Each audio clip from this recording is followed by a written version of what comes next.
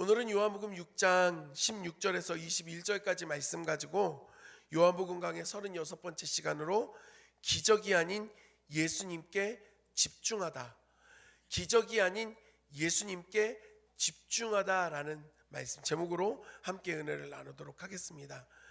한 어린 초등학생이 저학년 아이가 시험을 보는데 시험 문제가 이런 거였습니다. 누군가 내가 원하는 물건을 주었을 때 뭐라고 대답해야 하는가? 5글자로 쓰시오. 그러면서 맨 마지막 글자에다는 다를 써놨습니다. 다 이렇게 쓰면 되는 겁니다. 뭐라고 이야기하면 될까요? 네? 감사합니다, 고맙습니다 라고 쓰면 되죠. 이 아이가 여기에 이렇게 써놨습니다. 뭘 이런 걸 다 라고 이렇게 써놓은 겁니다. 예. 웃자고 말씀을 드렸습니다. 뭐 이런 걸 다. 오늘 우리가 이 말씀 안에서 그렇게 그냥 뭘 이런 걸 다 하면서 받을 만한 상황 가운데 놓여져 있는 제자들을 보게 되고요, 예수님을 붙잡아서 왕으로 삼고자 하는 사람들이 보여지게 됩니다. 우리는 계속해서 오병이어의 사건을 통해 예수 그리스도께서 물고기 2마리와 보리떡 5덩이를 가지고 남자만 5,000명, 여자와 아이들까지 포함되면 대략 2만이 넘는 사람들을 먹이셨다라는 그 놀라운 기적에 대하여서 함께 은혜를 나누었습니다.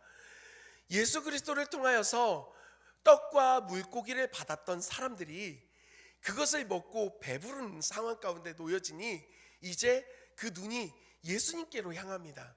그런데 예수님 자체를 바라보는 게 아니라 내 마음에 원하는 바에 위한 예수님을 바라봅니다. 그래서 그들이 어떻게 하려고 하냐면 예수님을 붙들어서, 예수님을 붙잡아서 억지로 자신들의 왕을 삼고자 합니다.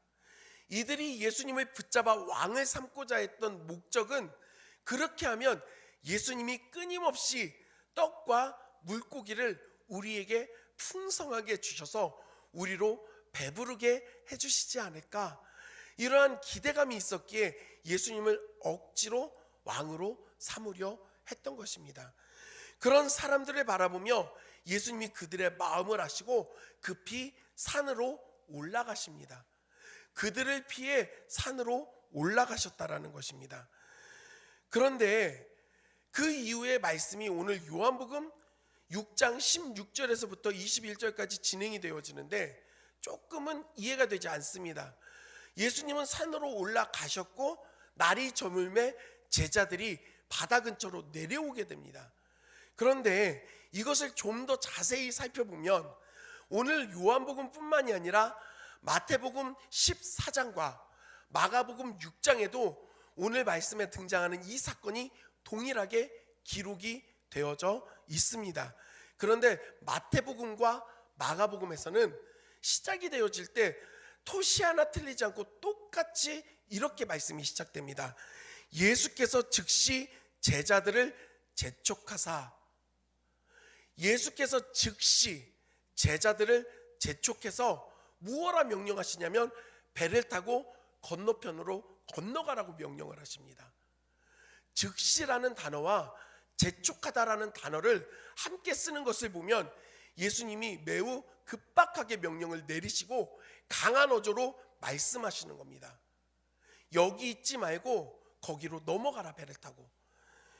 이게 그런데 상황상 조금 아쉬운 부분이 있습니다. 왜냐하면요, 제자들 입장에서는 이제 배고팠던 사람들이 떡과 물고기를 먹고 배가 부른 상황 가운데 예수님을 칭송하면서 이는 오실 그 선지자가 맞다라고 말을 하고 그분을 왕으로 만들겠노라고 이야기를 하면서 오고 있는 사람들이었기에, 그런 모습들을 볼 때 이 자리가 참 나쁘지 않았던, 오히려 이런 기적에 대해서 이야기를 하면서 고무적으로 올라갈 수 있는 귀한 자리였음에도 불구하고 예수님은 그 제자들을 그 자리에 두지 않으십니다.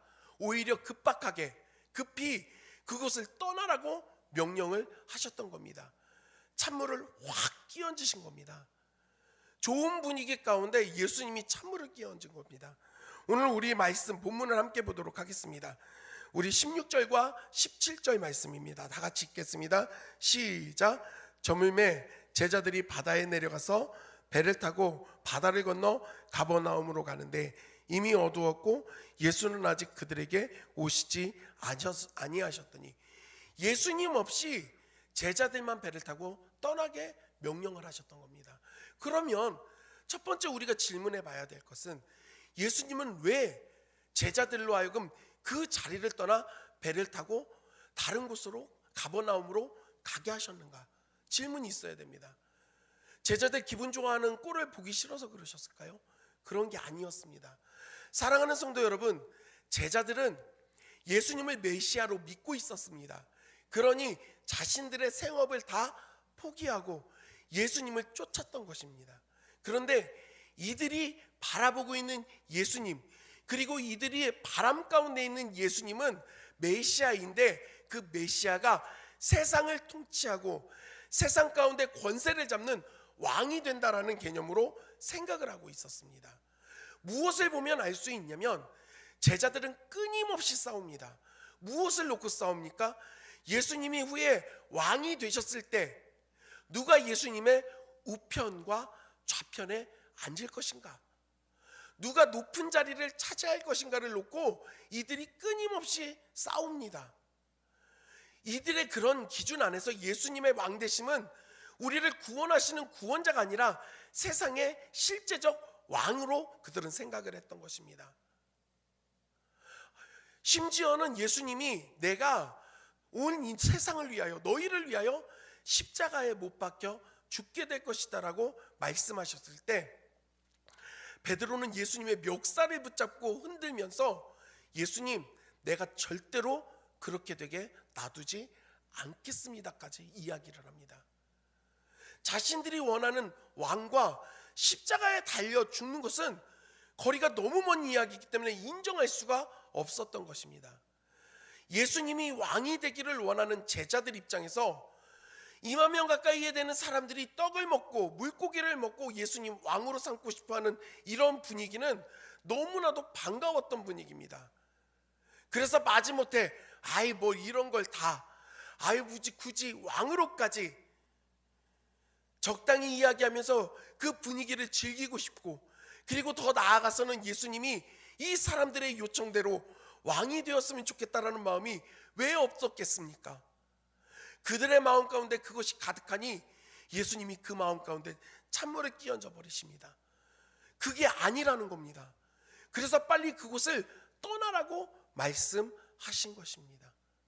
이제 제자들이 그 늦은 밤에 배를 타고 갈릴리 바다로 나아갑니다. 그들은 가버나움을 향해 그 배를 타고 가고 있습니다.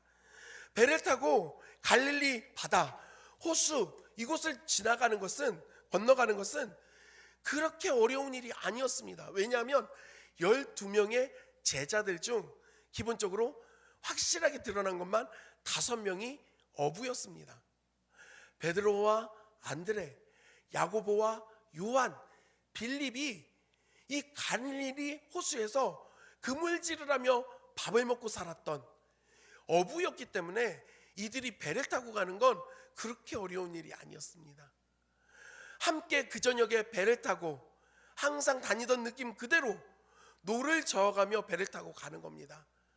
저녁이라 살살 불어오는 바람은 시원하고 잔잔하게 밀려오는 이 물결에 배가 살짝 일렁이고, 노를 젓는 그때마다 나무가 부딪히는 소리가 들리는 겁니다. 끽끽 소리가 나는 겁니다. 고요한 그 호수 위를 이들이 가고 있는 이때 얼마나 그들의 기분이 좋았겠습니까? 예수님이 한 차례 찬물을 확 끼얹었지만 여전히 그들의 마음 가운데는 승리감과 고향감이 가득했습니다. 야, 물고기 2마리와 보리떡 5덩이로 5,000명, 여자와 아이까지 해보니 거의 2만에 육박하더라. 그 수많은 큰 무리가 다 먹고, 얘들아 12바구니가 남아있지 않았냐? 너무 대단하지 않냐? 서로들 이런 이야기를 하면서 얼마나 그 마음이 더 올라가겠습니까? 어쩌면 노를 저으며 노래를 불렀을지도 모릅니다. 어기야 디어차 어이야 디어라 어기여차 가버나움 가자. 잠이 확 깨시죠? 설마 이렇게 우리 비디오를 불렸겠습니까마는 제자들은 지금 기분이 너무 좋은 거예요. 너무 행복한 겁니다.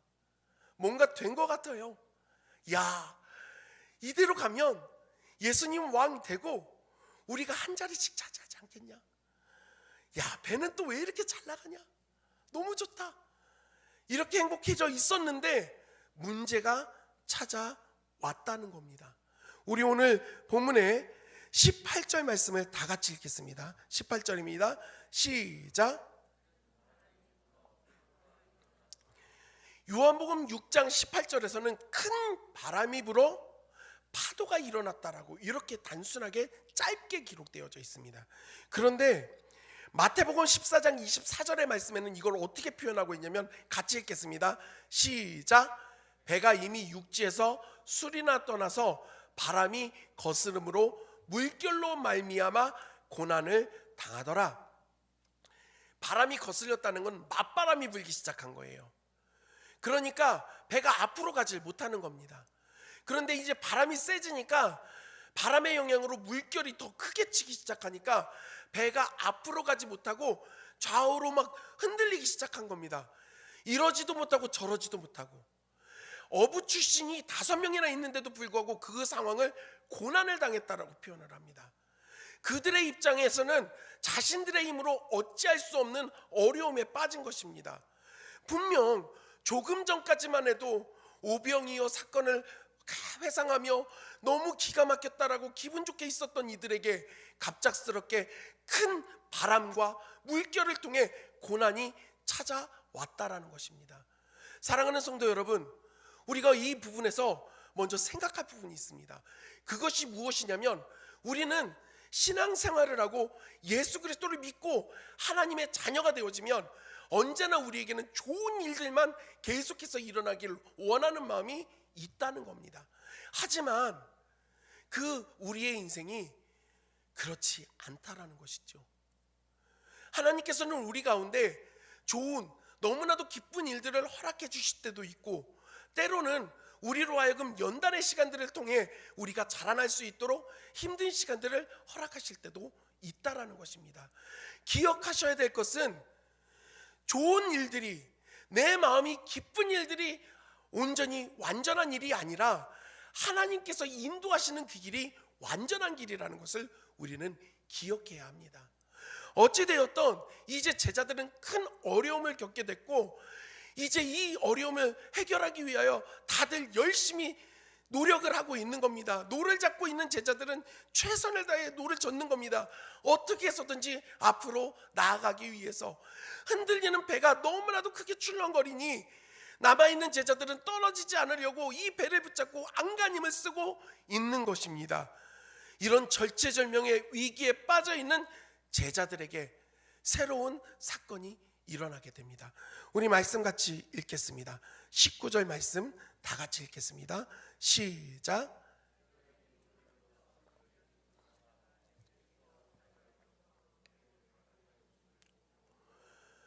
제자들이 노를 저 12월쯤 5에서 6km 정도 지금 가 있는 겁니다. 육지에서 지금 그만큼 떨어져 있는 거예요.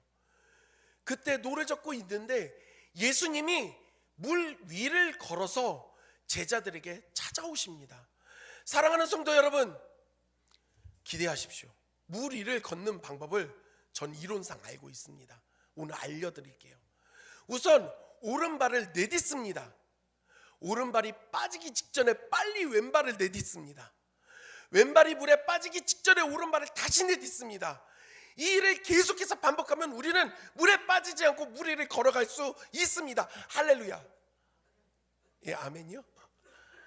근데 이게 안 돼요.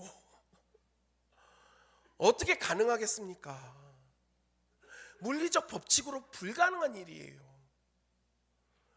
그런데 예수님이 물 위를 걸어오셨는데 보십시오. 조금 걸어오신 게 아니에요. 대략 5에서 6km를 걸어오신 거예요. 엄청난 사건이죠. 그럼 우리는 다시 질문해 봐야 됩니다. 예수님은 왜 제자들에게 찾아오시는데 물 위를 걸어서 오신 것일까요? 예수님은 왜 물 위를 걸어서 제자들을 찾아오신 것일까요? 자랑하고 싶으셨을까요? 야, 니네 아까 내가 보리떡 5덩이랑 물고기 2마리로 2만 명 넘는 사람 먹이는 거 봤어 못 봤어? 내가 근데 그것만 할 수 있는 사람이 아니야. 나는 물 위도 걸어. 너 이런 거 못 봤지? 나 봐봐, 나 물 위도 걷는 사람이야. 여러분, 제자들에게 자랑하고 싶어서 예수님이 굳이 물 위를 걸어오신 걸까요? 그렇지가 않습니다. 그러한 목적이 아니었어요. 예수님이 물 위를 걸어서 제자들에게 찾아오시는 이유는 사람으로는 이 일을 아무도 할 수 없어요. 그런데 예수님이 이 일을 할 수 있는 것은 왜 할 수 있느냐? 하나님이시기 때문에, 하나님의 아들이시기 때문에, 단순히 떡과 물고기를 많이 만들어서 배부르게 하는 왕의 존재가 아니라 하나님이신 예수님인 것을 보여주기 위하여 그 물 위를 걸어 제자들을 찾아오셨던 것입니다.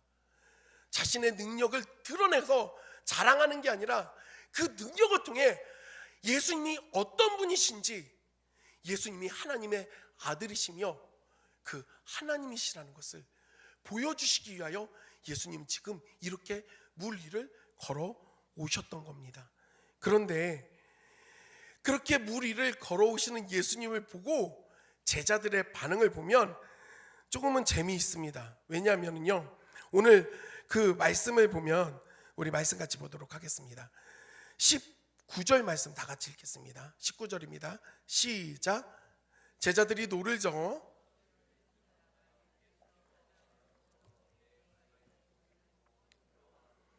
예수님이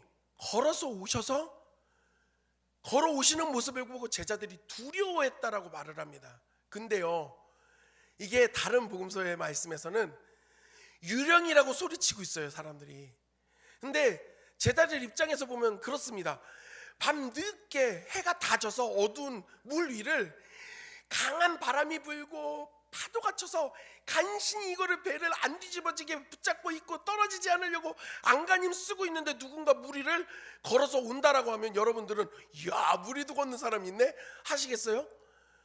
유령이야 하면서 소리 지르는 겁니다. 얼마나 깜짝 놀랐겠습니까? 저는 이때 제자들이 유령이라고 소리치는 그 상황을 비난할 수가 없어요. 왜냐? 저도 그런 비슷한 경험이 있거든요.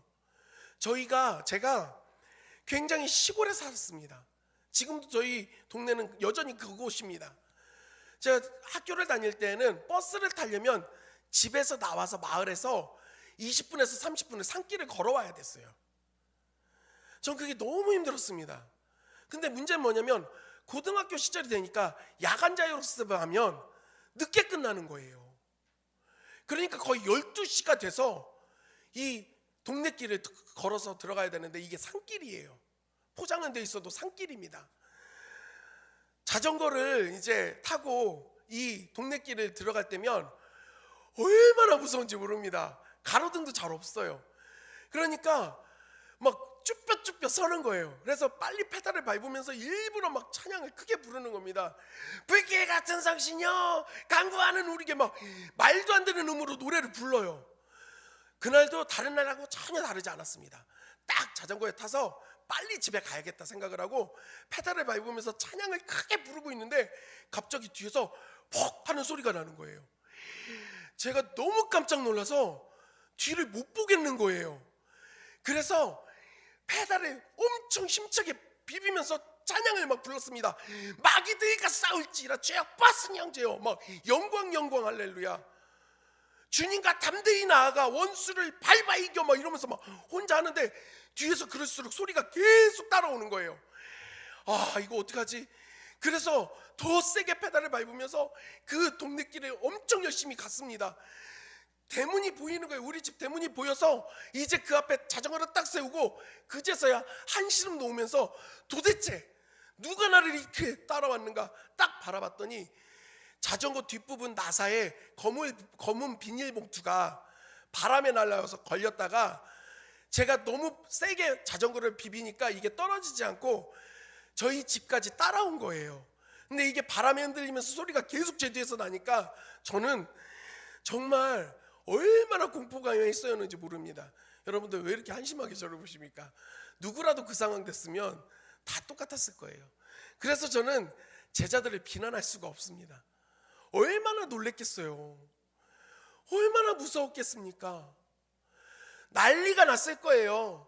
놓쳤던 제자들은 그 노를 놓치고 몇몇 제자들은 그냥 물로 뛰어들으려고 했을지도 모릅니다. 그러고 있는 제자들에게 예수님 말씀하십니다. 우리 20절 말씀 다 같이 읽겠습니다. 20절입니다. 시작. 예수님은 제자들을 향해 말씀하십니다. 내니 두려워 말라. 굉장히 신령할까요? 아닙니다. 당시 상황을 생각해 보면 얘들아 나야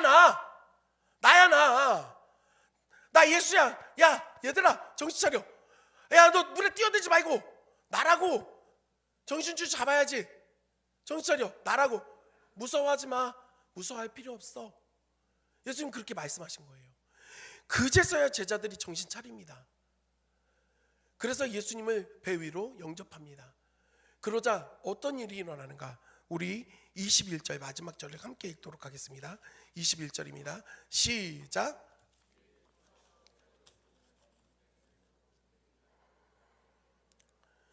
예수님이 배로 올라오시니까 이들이 기뻐합니다. 기뻐하고 결국에 이 배가 원하는 목적지였던 가버나움에 이르게 됐다라고 말씀했으니 그렇게 기록되어져 있습니다. 그런데 이게 단순히 갑작스럽게 그곳에 이르게 된 게 아니라 마태복음과 마가복음에 보면 예수님이 배에 오르시자마자 그 큰 바람과 큰 물결이 잠잠해졌다라고 잔잔해졌다라고 말씀하고 있습니다. 예수님이 오르시니 그 모든 것들이 사라져서 다시 안전하게 그 목적지로 향할 수 있게 되었다라는 겁니다. 사랑하는 성도 여러분, 예수님이 오시면 모든 큰 바람과 물결이 다 사라져 잠잠하게 되어 우리로 잔잔한 길을 걸어가게 하실 줄 믿습니다. 저는 그런데 이 이야기를 하려고 설교를 한 게 아니에요. 예수님이 올라오시니 큰 바람과 물결이 잔잔해졌다, 잠잠해졌다가 중요한 게 아닙니다. 그래서 그 예수님이 계시면 우리의 모든 문제와 고난이 없어질 것이다. 우리의 실제적인 삶이 다 좋아질 것이다. 막연한 그러한 긍정적 이야기를 하기 위하여 이 사건이 일어난 게 아니라는 겁니다. 생각해 보십시오. 제자들은 엄청난 기적을 경험했습니다. 우리야 단순히 말만 할 뿐이지 오병이어의 기적이 어떻게 가능한 일입니까? 도저히 일어날 수 없는 불가능한 일을 예수님께서 행하셨던 거예요. 그리고 그 예수님이 나와 함께 하시고 나의 스승이 되시고 나의 주인이 되시는 것을 그들은 인정한다라고 말하고 있었지만 큰 바람과 큰 물결이 오니 정신을 못 차리는 겁니다. 고무되어서 성취감 가운데 떠들던 말들도 사라지고 비명으로 바뀌어버린 겁니다.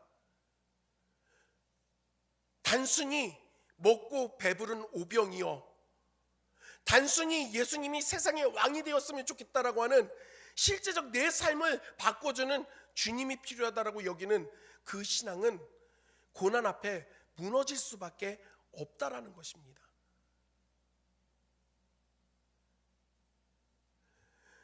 그래서 마가복음 6장 52절의 말씀에서는 이렇게 기록하고 있습니다. 다 같이 읽겠습니다. 시작. 이는 그들이 그 떡 떼시던 일을 깨닫지 못하고 도리어 그 마음이 둔하여 졌음이로라.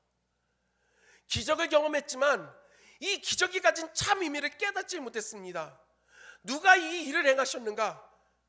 예수님이 누구이기에 이 일들이 가능했던 것인가? 그 마음이 둔하여서 깨닫지 못합니다. 그러니 작은 어려움과 문제 앞에 그 마음이 무너져 버린 겁니다. 사랑하는 성도 여러분, 근데 이 말씀은 그렇게 마무리가 되지 않습니다. 마태복음 14장 33절 말씀에 보면 이렇게 기록되어져 있습니다. 마태복음 14장 33절입니다. 시작. 배에 있는 사람들이 예수께 절하며 이르되 진실로 하나님의 아들이로소이다 하더라. 예수님이 배 위로 올라오시니 둔하여져서 그 모든 기적들이 어떻게 일어났고 예수님이 어떻게 그 일을 행하실 수 있었는가를 깨닫지 못했던 제자들이 깨닫게 됩니다. 그래서 예수님께 절을 하며 고백합니다. 이는 하나님의 아들이시다. 세상의 왕, 권력을 가진 사람, 떡과 물고기를 줄 사람, 우리의 인생을 바꿔줄 사람, 편안하게 만들 사람이 아니라 하나님의 아들, 우리를 구원하실 구세주라고 고백을 하게 된 것입니다. 전 이제 말씀을 좀 정리하려고 합니다. 기적이 일어납니까? 우리의 인생 가운데, 지금의 현재의 삶 가운데서도 기적은 일어날까요? 예, 기적은 일어납니다. 여러분 기적을 경험하셨습니까? 여러분 기적을 원하십니까? 우리는 나의 삶 가운데 놀라운 하나님의 기적이 나타나기를 소원합니다. 내 삶에 도저히 안 되는 그 일들이 하나님 그 능력으로 해결됐으면 좋겠어. 기적이 일어났으면 좋겠어. 하나님은 내 삶 가운데 기적을 행하실 거야. 그런데 왜 아직까지는 없을까? 앞으로 좀 있으면 좋겠다. 여러 가지 생각들이 있지 않습니까? 그런데 진짜 아직 우리는 기적을 경험하지 못한 것일까요? 예수님이 물 위를 걸어 제자들에게 찾아오셨습니다. 여러분 이게 가능한 일입니까? 불가능한 일이에요. 사람은 물 위를 걸을 수가 없어요. 그렇게 제자들 앞에 올 수 없다고요. 이건 불가능한 일인데 예수님이 행하신 겁니다. 근데 여러분 우리에게도 동일한 일이 일어난 걸 아십니까? 하나님이 인간의 몸을 입고 이 땅에 오시는 것은 불가능한 일이에요. 가치가 없는 일이라고요. 그런데 하나님이 인간의 몸을 입고 우리 가운데 찾아오셨어요. 그분이 예수님이십니다. 그 예수님이, 그 하나님이신 예수님이 나의 죄를 사하기 위하여, 나의 죄를 씻기 위하여 십자가에 못 박혀 죽으셨습니다. 이게 당연한 일입니까? 기적이지요. 하나님이 나를 위하여 죽으셨다고요. 그 기적이 일어났습니다. 그 예수 그리스도로 말미암아 죄악 가운데 죽었어 하나님과 원수되었던 저와 여러분이 그 막힌 담이 해결되어져 하나님의 자녀가 되어졌습니다. 이보다 더 큰 기적이 어디 있습니까? 사랑하는 성도 여러분, 우리는 이미 최고의 기적을 경험한 사람들입니다. 우리에게 일어난 이 기적은 단순히 우리의 먹고 사는 문제와 내 삶 가운데 평안함을 주는 문제들이 아니라 죄악으로 저주 가운데 죽었던 우리가 예수 그리스도로 말미암아 살아났다라고 하는, 구원 받았다라고 하는 이 놀라운 기적이 일어나게 된 것입니다. 예수님을 바라보면 구속의 은혜와 그 기적이 보여지는 것입니다. 우리는 무엇을 바라보고 있습니까? 당장에 내 배를 불려주는 보리떡과 물고기를 바라보고 있지 않습니까? 내 삶에 안정감을 주는 물질과 좋은 집과 만족스러운 자리, 하나님이 그 기적을 이렇게 행하셨으면 좋겠다라고만 여기고 있지 않습니까? 오병이어의 기적을 경험했음에도 불구하고 그 마음이 둔하여져서 오늘 큰 바람과 물결 가운데 흔들리던 제자의 모습이 결국 우리의 모습이진 않습니까? 사랑하는 성도 여러분, 우리의 눈을 들기 원합니다. 우리의 눈을 들면 우리를 위하여 이 땅 가운데 오신 예수 그리스도가 보입니다. 우리를 위하여 십자가에서 그 생명을 내어주신 예수 그리스도가 보입니다. 우리로 하나님의 자녀 삼아주신 예수 그리스도의 사랑이 보이는 것입니다. 우리는 이미 그 큰 기적을 경험한 사람들입니다. 예수 그리스도가 바로 그 기적이시기 때문에 그렇습니다.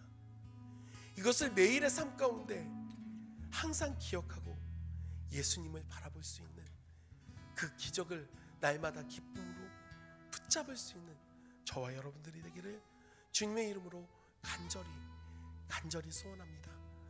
오늘